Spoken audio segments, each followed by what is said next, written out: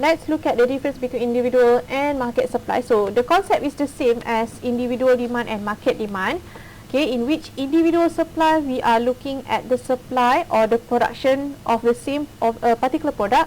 Okay, let's say a handphone, okay, a type of handphone. So individual supply meaning the supply of that handphone is from just one supplier or one producer. Meanwhile, market supply is looking at the total supply for that handphone by all producers available in the market. So market supply is a collective supply by all producers in the market. Okay, so that is a difference between individual and market supply. Okay, now let's look at the determinants of supply. So what do we mean by determinants? Again, we are looking at the factors that can change the supply of a certain product. So we look here, okay, we have the change in the quantity supply and the change in supply. So same concept again as what you have learned in the demand, okay, law of demand. So what we have here is the change in quantity supply, which means there will be a movement along the same supply curve. For example, okay, if let's say I put it here,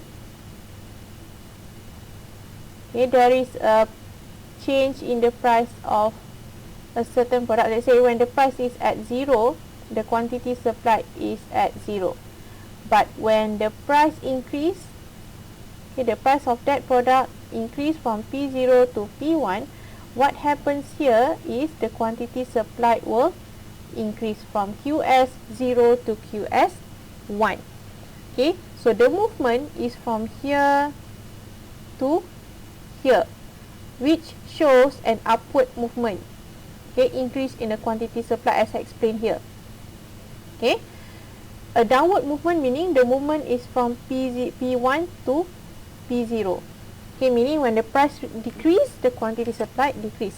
So basically the movement is along the supply curve, the same supply curve. So we only have one supply curve and the movement is along the supply curve. Okay, so this happens when there is a change in the price of that particular product, which is an internal factor. What happens if there is a change in other factors other than price? Okay, so we call it as external factors. Okay, external factors.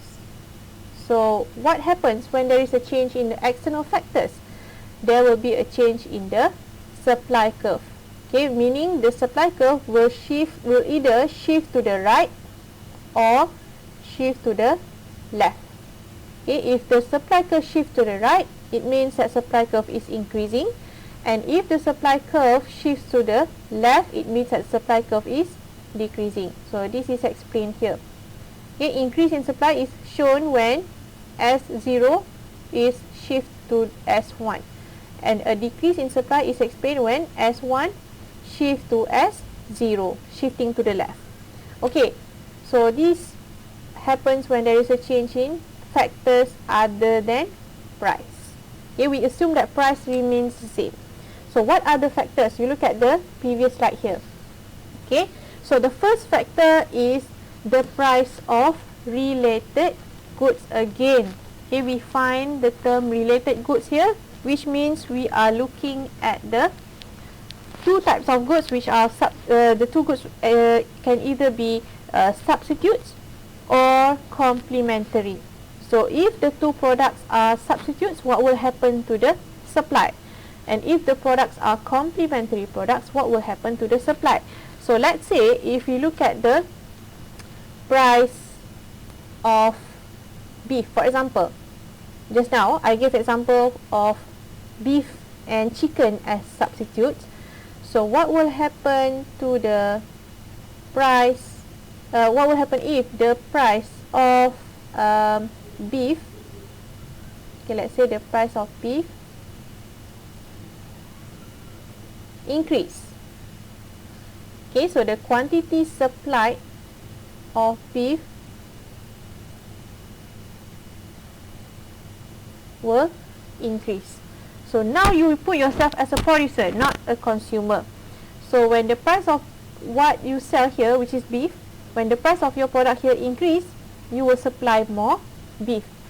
So what will happen to the supply of the substitute product, which is chicken? Okay, so the supply of chicken will reduce, okay, because the supply for beef has increased.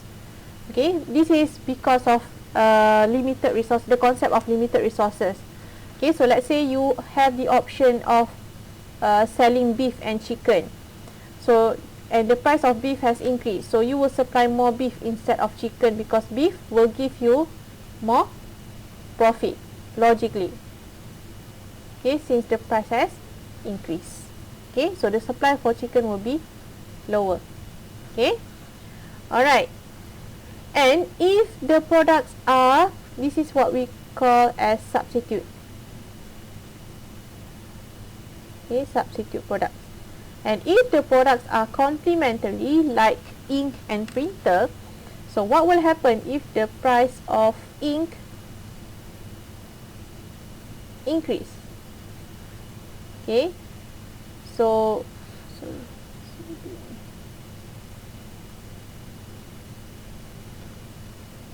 the price of ink, the price of printer. Okay, what happens if the price of printer increase? Okay, meaning you can sell your printer at a higher price. So the supply for for printer will also increase. So what will happen to the supply of substitute product, which is ink? The quantity supplied for ink will also increase. So more printer is sold, more ink should be sold as well, because they usually come together.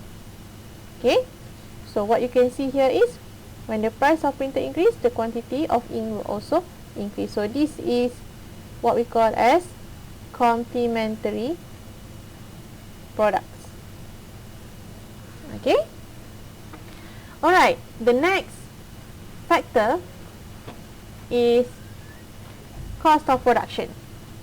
Okay, so cost of production is actually what you have to pay, okay, the burden that you have to bear when you want to produce a certain product. For example, if you want to produce a product, you need to pay salaries to your workers, you need to pay for the electricity, you need to pay for the raw materials, okay, or the inputs for your products, and you also need to pay for transportation costs and so on. So what will happen if these cost of productions increase? Okay, so usually when cost of production increase, your supply will decrease. So when cost of production increase, your quantity supplied will decrease. And if your cost of production, vice versa, if your cost of production decrease, your quantity supplied will increase. Okay. Okay. Expected future price, here we are looking at what will happen to the supply of your product now when you expect that the price of your product will increase or decrease in the future. So let's say if you expect that the price of your product will increase in the future, so what will happen as a producer, what you will do is you will reduce your supply now and you will supply more in the future, because if you supply now, you will not gain as much profit. But if you supply in the future, the price in the future has increased, therefore you will gain more profit. So here, okay, to explain the relationship between expected future price and the quantity supply is when we expect that the price in the future will increase, we will not supply as much now. Okay, we will supply more in the future. But if you expect that the price of your product to drop in the future, what you will do is you will sell as much, or you will supply as much as you can now. Okay, because you want to avoid getting losses in the future because the price of your product will reduce. Okay. The next factor is technological advancement. Okay. So technological advancement can also give impact on your supply. Okay, because if you use manual ways of producing your product, let's say, instead of using machineries, you use workers to produce your product. So the nature of a worker is that when you use them as a labor in your production, they can produce, but they cannot produce as much. Okay, so the production will be very limited, and the cost will be a little bit higher. Okay, and they cannot produce as much. Okay, so what we can say is manual production is not so not so efficient. Okay, and not so productive. So if you use machineries, okay, or better equipments with better technology in your production, what you will get is your production will become more productive or efficient, meaning you can produce more at a shorter time with a lower cost. Okay, so the better the technology used in your production, the more you can produce. So quantity supplied will increase. If technology is reduced, so the quantity supplied will also reduce. Okay, number of sellers, of course, if you have more sellers in the economy or in the market, the supply of that particular product will increase. But if the number of sellers is not so many, so the supply of that particular product is not so much in the economy. Government policies, here we are talking about tax and subsidy. Okay, so let me explain about the impact of tax and subsidy in the economy. Okay, so if let's say the government decides to increase tax, that is one of the policies here. If the government decides to increase tax, it means that the producers' cost has increased. Okay, because producers need to pay tax to the government, so that will cause their profitability to reduce. So what they will do is they will reduce their supply. But if tax is reduced, okay, meaning government doesn't impose as much tax to that certain product, so what will happen is producers can produce more, okay, because the cost has reduced. So it's easier for them to produce, and it's cheaper for them to produce the product. Okay, this is for tax. Okay, subsidy. Okay, in the case of subsidy, when subsidy increase, okay, subsidy is given by the government to help reduce the cost of production. Okay, for example, products that have subsidy is oil or fuel. Okay, so this kind of product, when government gives subsidy, what will happen is the price of the product will become cheaper. Okay, so subsidy is actually given to producers, not to consumers. Okay, subsidy is given by the government to producers so that they can reduce the cost of production. So you go back to the second point here. When the cost of production reduce, okay, what will happen is the quantity supplied will increase. So when government give more subsidy, the quantity supplied will increase. And when government give lesser subsidy, the quantity supplied will reduce. Okay, so this is on subsidy. Improvement in infrastructure. Okay, infrastructure here includes building or transportation. Okay, so if you have better transportation system for your production, okay, what you can do is you can increase the mobility, okay, for you to move your product from one place to another places. So what you get here is you can increase the supply of your products now that you have better transportation system. Okay, so an improvement in infrastructure can increase the supply in the economy. So all of these factors here can cause the quantity supplied to change. So if there is a change in these factors, what will happen to the supply curve is they will change either to the right or to the left. Okay, for example, in the case of tax here, okay, if you look at tax here,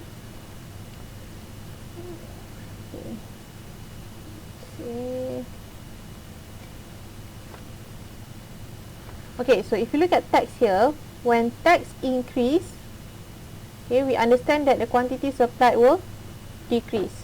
So how can you draw a graph to show the change in the supply when there is a change in tax? Let's say in the question, okay, I ask you in the question, okay, what show on your graph what will happen to the supply curve when the government increase tax. So you draw a supply curve, label it as S0 or S1, and you show the change in the quantity supplied. So when tax increase, you see here when tax increase, quantity supplied decrease. So what you need to do here is you draw another supply curve shifting to the left.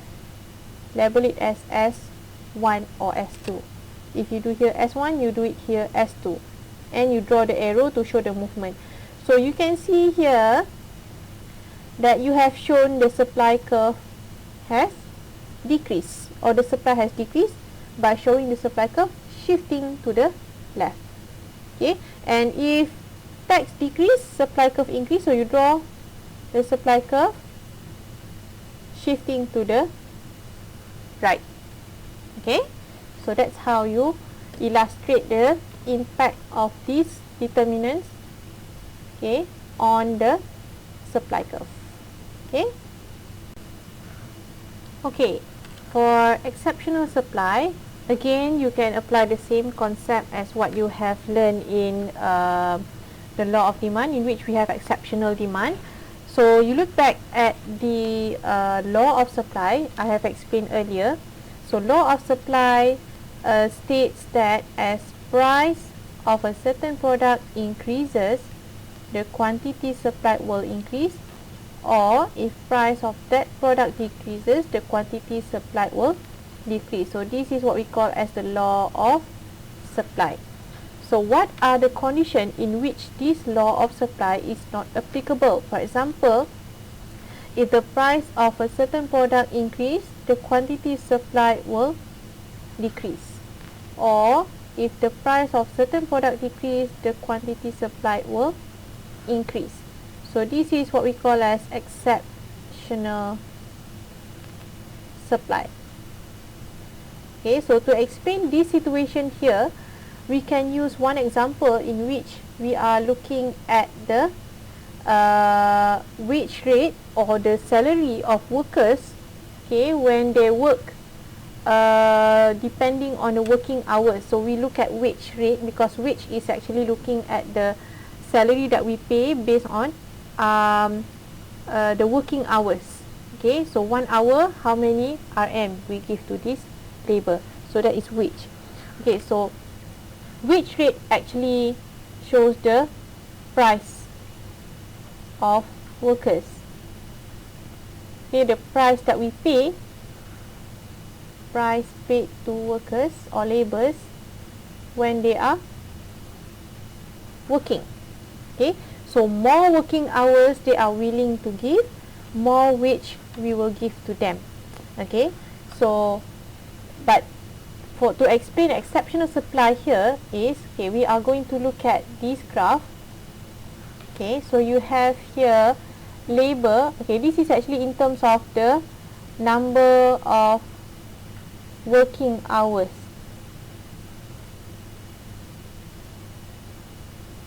Okay, number of working hours, okay, they are willing to give. Alright, so if you see here, as the wage rate increase from 5 ringgit per hour to 10 ringgit per hour, okay, so what happens here? Okay, when the wage rate increase, they are willing to work more hours, okay, from 2 hours to 4 hours. Okay, that is normal. If people are paid more per hour, they are willing to work more hours. Okay, lagi tinggi gaji ataupun upah yang diberi, lagi lamalah kita nak bekerja ataupun kita boleh bekerja. Okay, because we are paid higher as compared to before. Okay, until we reach one level. Okay, this is what we call as substitution effect, because you substitute your leisure hour, okay, your leisure time with the wage that you get. Okay, so you can get either one. You get more leisure, you get lesser wage. You get lesser leisure, you get more wage. This is substitution effect. But in this case, at some point, even though people are paid higher wage, okay, they are not willing to work more hours. So what happens here? You have a bending supply curve. This is supply curve, the red one here. So as the salary increase from one point, the working hours increase, but at some point people are not willing to work more hours. Okay, so in a day, okay, human in a day they have 24 hours. So they need to have their own leisure time as well. So even if you are paid high wage, okay, at some point you are actually not willing to work more hours, okay, because you need to have your own leisure time. So that's why I said here, okay, in this case, if you get higher, if you have more leisure time, you get lower wage because you spend more of your day, more of your hours in a day for leisure. But if you sacrifice your leisure here, you get higher wage. But some people are not willing to sacrifice their leisure for wage. So that's why you have a bending supply curve here. We call it as income effect. So this actually explains exceptional supply curve. Okay, because even if more wage or more price given to the labor, the quantity supplied, or in this case the working hours, is reducing. Okay, so that explains the exceptional supply, right? Okay, next we have interrelated supply. So for demand we have three types of interrelated supply, but for supply here we have one type which is joint supply. Okay, joint supply is the increase in the supply of one good which brings to an increase in the supply of another related goods. So this is actually almost the same with what we call as composite demand. Okay, so if you look back at composite demand, okay, composite demand is demand for a good that has multiple users.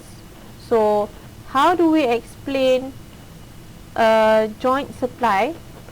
Okay, here for example, okay, if you have one product, you can actually use the product to produce the other products. Okay, for example, you have a sheep. Okay, so a sheep can be used to produce cotton. They can also be used to produce meat. They can also be used to produce milk. Okay, so a sheep can produce different or various types of products here. So what happens if the supply of sheep increase? Of course, the supply of cotton, meat and milk will also increase. And if the supply of sheep becomes limited, so the supply of cotton will reduce. Okay, meat will also reduce, milk will also reduce. So this is what we call as a joint supply. So what happens to the supply of sheep will give impact on the supply of the other products coming from sheep. Okay, so that is example of joint supply. Okay. Okay, so we have come to the last part of this topic, which is on the price elasticity of supply. Okay, so again we are looking at elasticity, in which we are looking at the responsiveness. Okay, for elasticity of demand, we are looking at the responsiveness of consumers. Okay, so elasticity of demand, we are looking at the responsiveness of consumers in terms of their demand. Okay, but for elasticity of supply,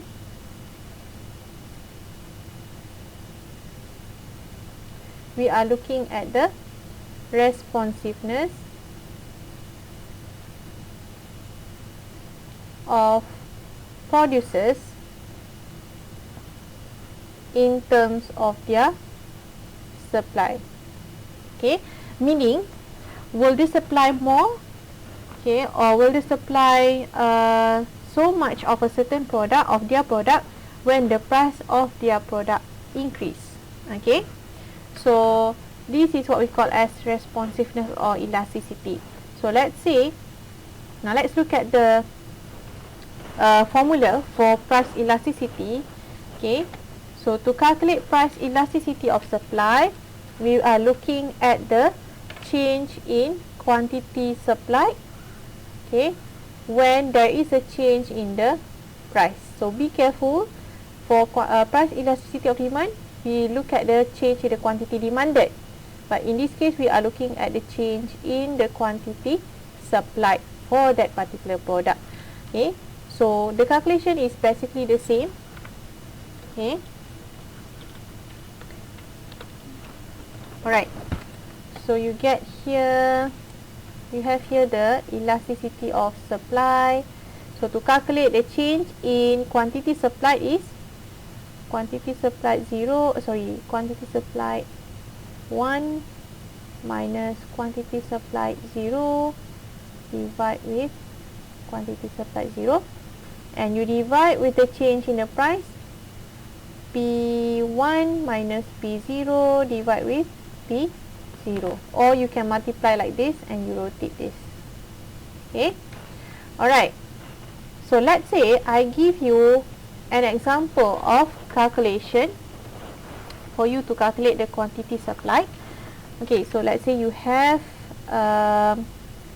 the price of a pair of shoes. Let's say you are producing shoes. So initially the price of your product is at RM20. So when the price of shoes at RM20, as a producer, you are willing to supply 40 pairs of shoes.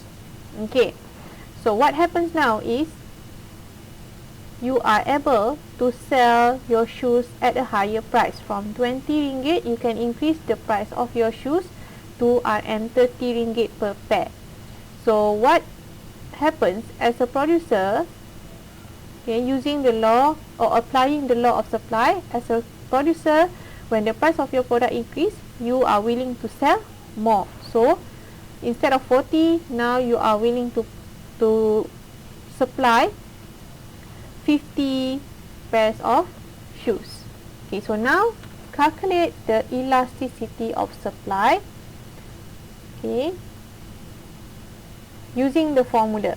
So the change in the quantity supplied, which is 50 minus 40 divide with 40, you divide with the change in the price, okay, here, sorry, which is 30 minus 20 divide with 20. So what you get as the answer here is 0.5. So we want to see whether 0.5 here indicates elasticity or inelasticity. Okay, so let's look at the next slide. Okay, so you have different level of elasticity here. You have elastic as usual, elastic, inelastic, unitary elastic, perfectly elastic, and perfectly inelastic. So referring to your answer here, okay, your answer here indicates that your elasticity is less than 1. So it means that your supply is inelastic. Okay, as what you can see here. Okay, this one. Alright, so meaning even if the price of the pairs of shoes that you produce has increased, okay, you will increase your supply but not as much. Okay, meaning your responsiveness towards the change in the price of your product is not too high. You are not too responsive towards the change in the price. That is what we call as inelastic supply. And if you calculate and you get your answer as more than 1, it means that your supply is elastic. Okay, unitary elastic is when your answer is equal to 1, meaning the change in the quantity supplied and the change in the price is the same. Therefore, you get the answer as 1. Perfectly elastic is the same as demand lah. Okay, almost 0% of change in price means a very large percentage of change in the quantity supplied. Okay, even though there is no change in the price of your product, the quantity supplied can vary to a wide range, okay, of production. So you can change your production from 0 to infinity amount, okay, which is a bit of impossible or illogical lah. Okay, for perfectly inelastic, okay, is a case in which the change in the price will not give impact on your supply. Even though the price of your product increase or decrease, the production of your product is the same. Okay, the supply is the same. Alright. Okay, now let's look at the last part. Okay, the last slide for this topic, which is on the determinants of price elasticity.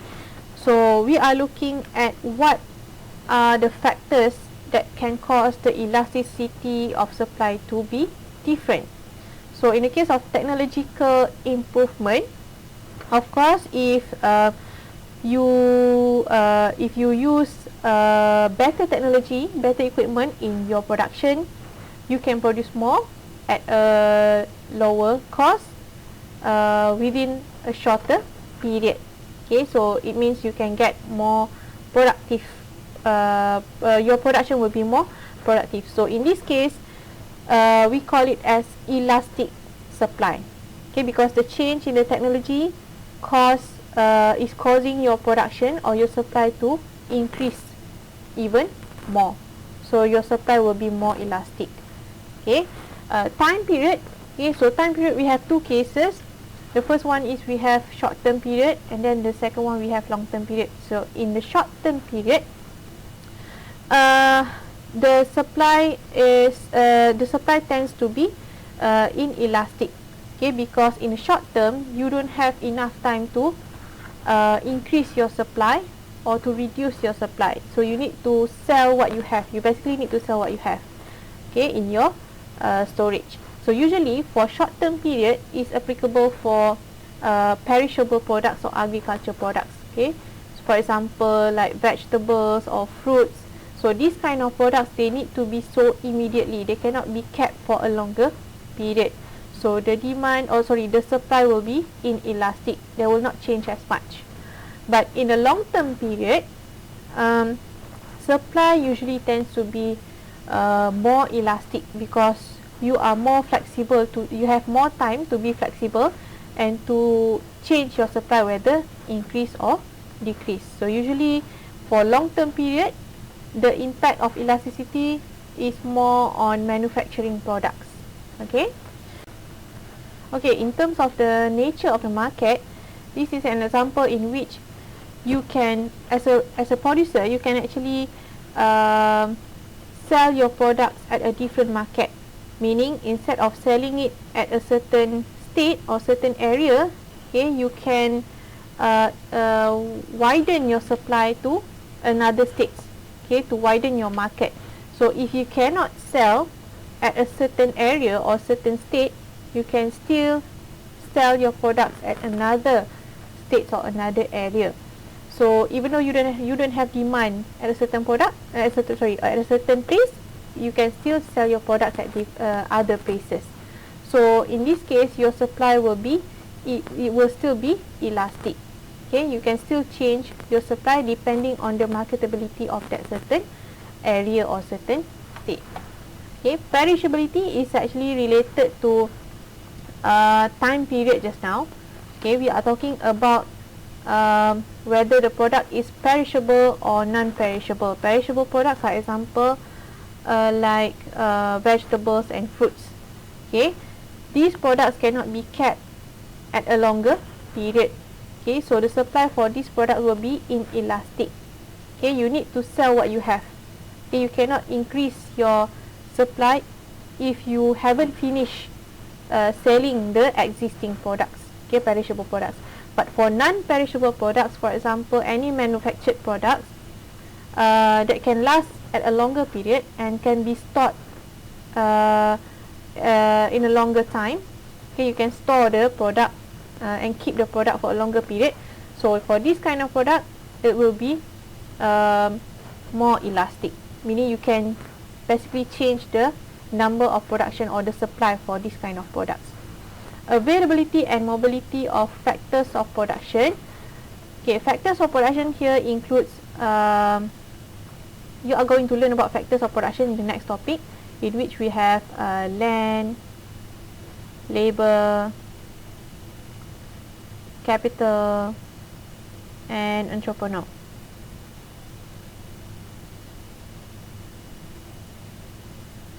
Okay, let's take an example, the easiest example, which is labor. Okay, if the availability of labor is high in a certain production, you can increase your production, meaning if you have more labor, you can produce more of your product. So the higher number of labor will lead to a higher supply. Okay, so usually if it is easy for you to acquire these factors of production here, land, labor, capital, entrepreneur, it is easier for you as a producer to increase the supply of your product. Therefore, what we can say here is, if it's easy for you to get the factors of production, your supply will be more elastic. Okay. Alright, so that's it for topic